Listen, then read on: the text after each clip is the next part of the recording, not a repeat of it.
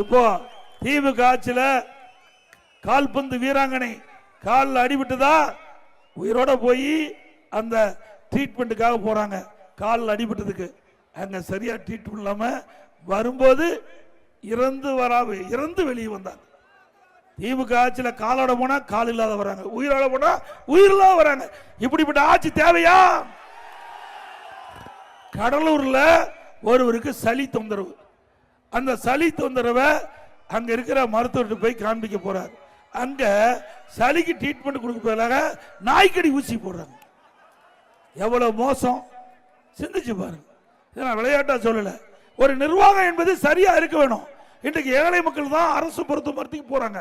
ஏழை மக்கள் தான் பெரும்பாலும் அரசு பொது மருத்துவமனை நாடி தங்களுக்கு ஏதாவது நோய்வாய்ப்பட்டா அரசு மருத்துவமனை சிகிச்சை பெறாங்க. ஆனா இந்த ஆட்சி வந்த பிறகு மருந்து கிடையாது, மாத்திரை கிடையாது, ஊசி கிடையாது, நிறைய இடத்துல டாக்டரே கிடையாது.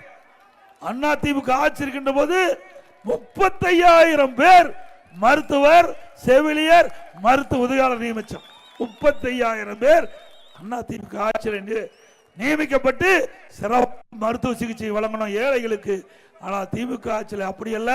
மீண்டும் அண்ணா திமுக ஆட்சி வந்த பிறகு இந்த மருத்துவத்துறை சிறப்பாக செயல்படுவோம்.